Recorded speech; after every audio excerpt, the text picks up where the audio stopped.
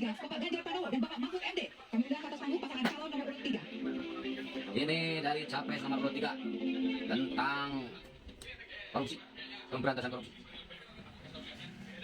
Assalamualaikum warahmatullahi wabarakatuh. Waalaikumsalam. Selamat malam, salam sejahtera untuk kita semuanya. Om Swastiastu, Namo Buddhaya, Rahayu. Yang sangat saya hormati Ketua KPK, melalui surat pidana dan pengawas, para capres cawapres, ini lagi di Kapolri, ada Cagung, ada Bawaslu. Seluruh hadirin yang sangat saya hormati, sangat saya muliakan, partai-partai pengusung, ada juga ikut hadir. Suatu ketika saya bertemu dengan anak buah, anak buah. Saya bertanya sangat simpel sekali. Kenapa Anda korupsi? Kalau kamu disuruh, pimpinan meminta, katakan 100. Berapa yang kamu cari? 200, Pak. Yang 100 buat siapa? Buat saya. Saya bagi kepada teman-teman. Lalu apa yang terjadi? Yang terjadi nanti akan ditiru oleh semuanya. Bapak Ibu, cerita pendek ini, kemudian saya balik, saya dalami lagi. Bagaimana menurut Anda kita harus mencegah korupsi? Gampang, Pak. Ada teladan atau contoh dari pimpinan tidak? Pak, kalau tidak ada, jangan mimpi tinggi-tinggi, jangan ngomong mulu-mulu. Karena itulah sebenarnya praktek yang dihadapi dalam birokrasi.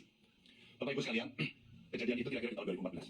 Dan di tahun 2013 KPK pernah datang dalam sebuah kontestasi pilkada di Jawa Tengah. Sebuah pertanyaan disampaikan pada calon-calon kira-kira seperti ini. Suasana lebih pada dialogis. Dan pada saat itulah semua punya komitmen tinggi.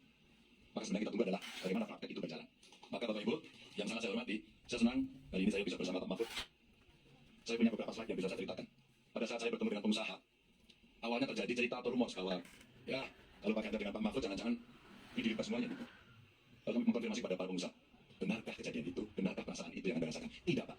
Kalau kami berusaha dan ada kepastian hukum, maka pada saat itulah sebenarnya kenyamanan kami akan terjaga. Kami hanya memberikan contoh saja, bahwa komitmen itu ditunjukkan dengan evidence, dengan sebuah bukti seperti apa yang tadi ditampilkan di depan. Yang berikutnya juga, bagaimana kemudian dari komitmen itu mesti kita wujudkan dalam gerak nyata. Kami sebagai Gaspol, menggandakan anggaran. Bagaimana caranya pertumbuhan ekonomi dihitung betul-betul, governance dilakukan, hukum ditegakkan. Pasti pendapatan akan mengalir dengan baik, karena potensi kita tinggi. Yang berikutnya adalah sikap KPN. Dan birokrasi dipoles dengan digitalisasi. Karena kalau regulasi sudah baik, sistem kelembagaannya sudah baik, maka aktor yang mesti kita pilih juga harus baik. Maka pada tingkat berikutnya Bapak Ibu, kami punya beberapa catatan yang bisa saya sampaikan kepada Bapak Ibu sekalian. Inilah beberapa cara mencegah mundur kami. Yang pertama, digitalisasi sistem keuangan. Dan dengan cara digitalisasi sebenarnya penghematan bisa dilakukan.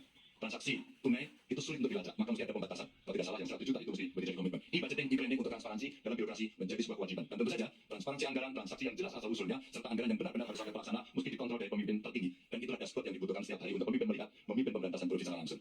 Maka penguatan kelembagaan bisa dilakukan dengan kalau tadi disampaikan Pak Gufron, koordinasi di antara kelembagaan yang ada dari APH. Kewenangan penuh untuk investigasi yang mengembalikan independensi KPK. Dan ketika KPK independen, maka menjaga independensi dan integritas oleh aparatur di KPK itu penting. Tidak untuk bisa diintervensi oleh siapapun.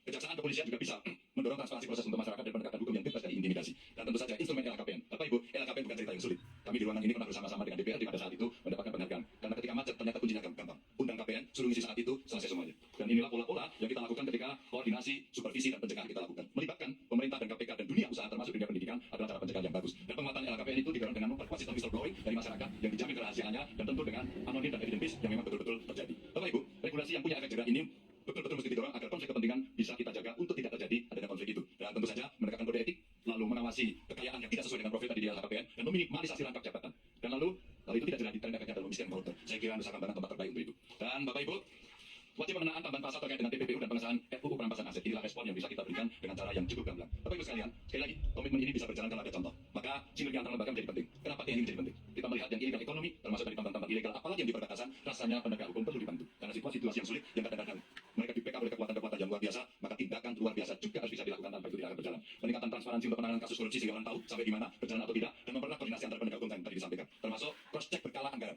dari seluruh lembaga yang mengelola anggaran, termasuk publikasi hasil audit lembaga. Ini untuk meningkatkan kepercayaan masyarakat.